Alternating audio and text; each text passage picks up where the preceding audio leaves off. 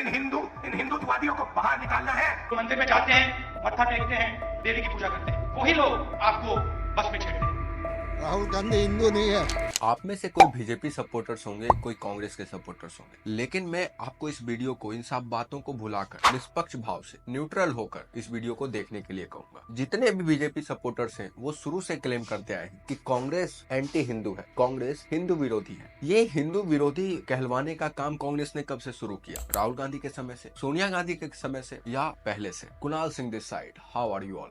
12 ज्योतिर्लिंगों में से एक सोमनाथ टेम्पल को बहुत बार हमलावरों के द्वारा तोड़ा गया और बहुत बार उसे फिर से दोबारा बनवाया गया। जब देश आजाद हुआ तो जूनागढ़ भी भारत में सम्मिलित हुआ। जूनागढ़ में ही सोमनाथ टेम्पल रहा करता था। जब सरदार पटेल जूनागढ़ का दौरा करते हैं तो उन्होंने वहां पर एक ऐलान किया कि सोमनाथ मंदिर को दोबारा से बनवाया जाएगा। मई 1991 तक मंदिर तैयार हो चुका था और मंदिर का उद्घाटन समारोह होने वाला था। तब तक सरदार पटेल जी का निधन हो चुका था। के.एम. मुंशी, जिन्हें मंदिर बनाने की जिम्मेदारी दी गई थी, उन्होंने उस समय के राष्ट्रपति डॉक्टर राजेंद्र प्रसाद को उद्घाटन समारोह में आमंत्रित किया। उद्घाटन से ठीक पहले डॉक्टर राजेंद्र प्रसाद को नेहरू जी एक चिट्ठी लिखते हैं। नेहरू जी उस चिट्ठी में कहते हैं कि मैं स्वीकार करता हूँ कि सोमनाथ मंदिर के शानदार उद्घाटन के साथ आपका खुद को जोड़ने का विचार मुझे पसंद नहीं है। यह केवल एक मंदिर की यात्रा नहीं है जो निश्चित रूप से आपके या किसी और के द्वारा किया जा सकता है, बल्कि एक महत्वपूर्ण कार्यक्रम में भाग लेना है जिसका दुर्भाग्य से कुछ प्रभाव है। नेहरू जी के टोकने के बावजूद डॉक्टर राजेंद्र प्रसाद उस उद्घाटन में सम्मिलित होते हैं और उस चिट्ठी के बदले एक और चिट्ठी नेहरू जी को लिखते हैं। डॉक्टर राजेंद्र प्रसाद उस चिट्ठी में कहते हैं कि अगर मुझे आमंत्रित किया गया तो मैं मस्जिद या चर्च के साथ भी ऐसा ही करूंगा। यह भारतीय धर्मनिरपेक्षता का मूल है। हमारा राज्य न तो अधार्मिक है और न ही धर्म विरोधी। मंदिर निर्माण में नेहरू सरकार ने आर्थिक मदद देने से भी इनकार किया था और पैसों को डोनेशन के जरिए जुटाने को कहा था। 7 नवंबर 1966 में इंदिरा गांधी ने गौरक्षकों के ऊपर गोली चलवाई थी, जिसमें 7 लोगों की मौत हो जाती है और करीब सैकड़ों लोग घायल हो जाते हैं। जब 1980s में राम मंदिर का मुद्दा उठा था तो राजीव गांधी सॉफ्ट हिंदुत्व को पकड़ने में लग गए थे, लेकिन बहुत ऐसे एक्सपर्ट का मानना है कि शाहबानो केस के बाद उनकी जो मुस्लिम छवि बन रही थी उसे वो सुधारना चाहते थे। 2 जुलाई 2005 को यूपीए सरकार सेतु समुद्रम शिपिंग कैनल प्रोजेक्ट को अनाउंस करती है, जिसको पूरा करने में राम सेतु के कुछ हिस्से को तोड़ना पड़ता, जिसके बाद इस प्रोजेक्ट का खूब सारा विरोध शुरू हो जाता है। साल 2008 में यूपीए सरकार सुप्रीम कोर्ट से कहती है कि ऐसा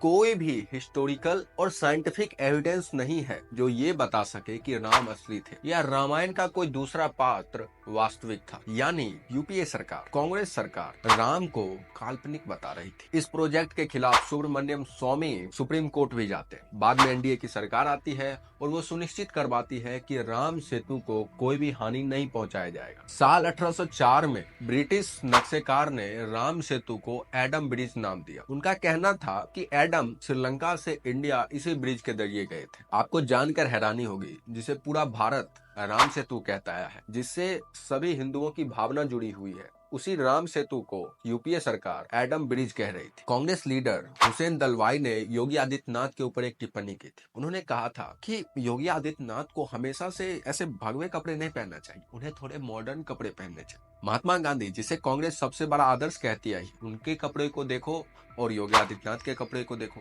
लगभग दोनों तो सिमिलर ही था, सिर्फ रंग का अंतर है। पूर्व केंद्रीय मंत्री और कांग्रेस नेता भरत सिंह सोलंकी ने रामशिला के ऊपर एक टिप्पणी की थी, जिसे मैं खुद भी नहीं बोल सकता, आप खुद पढ़िए। इस टिप्पणी का जवाब देते हुए पूर्व कांग्रेस नेता हार्दिक पटेल का कहना है कि कांग्रेस पार्टी हिंदुओं की आस्था के खिलाफ काम कर रही है। कांग्रेस को भगवान राम से क्या घिरना है? क्या कांग्रेस हिंदुओं से वोट नहीं चाहती? जिस पर सोलंकी साहब ने कहा था, देखो भैया, मेरा खुद का नाम भी राम के पूर्वज के नाम पर रखा गया है। कांग्रेस नेता आचार्य प्रमोद कृष्णम अपने ही पार्टी के बारे में क्या कहते हैं, मैं उसे पढ़ता हूँ। मैंने महसूस किया है कि कांग्रेस में कुछ नेता हैं जो भगवान राम से नफरत करते हैं। ये नेता हिंदू शब्द से भी नफरत करते हैं। वे हिंदू धार्मिक गुरुओं का अपमान करना चाहते हैं। उन्हें यह पसंद नहीं कि पार्टी में एक हिंदू धार्मिक गुरु होना चाहिए। इस बयान के बाद ये लगने लगा कि आचार्य कृष्णम अब कांग्रेस छोड़ने वाले हैं। अब खुद सोचिए, कांग्रेस की कैसी छवि बन चुकी है कि अगर कोई हिंदू की बात करे, कोई सनातन की बात करे, कोई हिंदू एकता की बात करे तो लोगों को ये लगने लगता है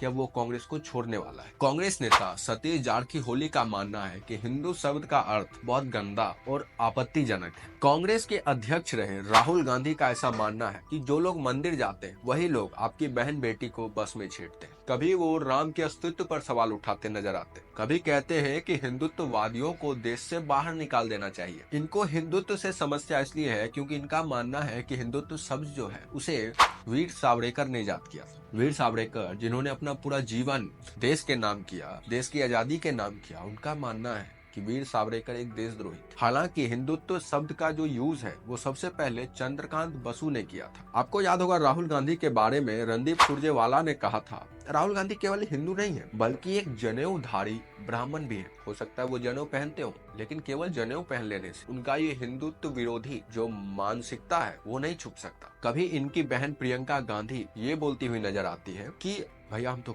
कश्मीरी ब्राह्मण हैं, हम ना तो प्याज खाते हैं ना लहसुन खाते हैं। कश्मीरी ब्राह्मणों में ना ये प्याज नहीं खाते और लहसुन नहीं डालते। और वही गांधी परिवार आपको लालू यादव से कैसे मीट बनाया जाता है वो सीखते हुए नजर आते हैं। चुनाव आते ही राहुल गांधी आपको मंदिर मंदिर जाते हुए नजर आने लगेंगे। राहुल गांधी का कहना है कि कांग्रेस मुस्लिम की पार्टी है। एक बार तो उन्होंने यहाँ तक कहा था कि हिंदू कट्टरवादी संगठन जो है वो भारत के लिए इस्लामिक टेररिस्ट से भी ज्यादा खतरनाक है। लिस्ट यही खत्म नहीं होती। कांग्रेस के कुछ नेता शुरू से ही ऐसे बयान देते आए हैं। जब बात बढ़ जाती है तो आपको अपना जनेऊ दिखाएंगे, कहेंगे भैया हम भी हिंदू हैं। कांग्रेस के लिए सेकुलर होने का मतलब है कि सभी धर्मों को दरकिनार कर दो, खासकर हिंदू धर्म को, जिसका जवाब राजेंद्र प्रसाद ने शुरू में ही दे दिया था कि सरकार सभी धर्मों के साथ रहकर ही सेकुलर बन सकती है। और सेकुलर होने का ये मतलब नहीं होता कि आप धर्म विरोधी बन जाओ। देखिए चुनाव तो अब आने वाला है। वही नेता जो राम के अस्तित्व पर सवाल उठा रहे थे वही अब आपको मंदिर मंदिर जाते हुए नजर आएंगे। माथे पर तिलक, गले में माला, कंधे पे जनेऊ, हाथ जोड़े कहते हुए देखो भैया हम भी हिंदू ही हैं। मैं ये नहीं बोल रहा कि पूरी कांग्रेस ही हिंदू विरोधी है, लेकिन इन बयानों को नजरअंदाज नहीं किया जा सकता।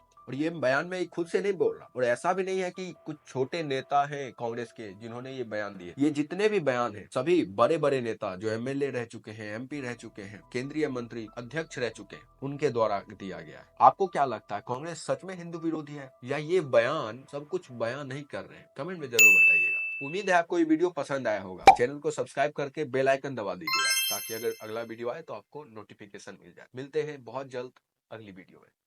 जय हिंद।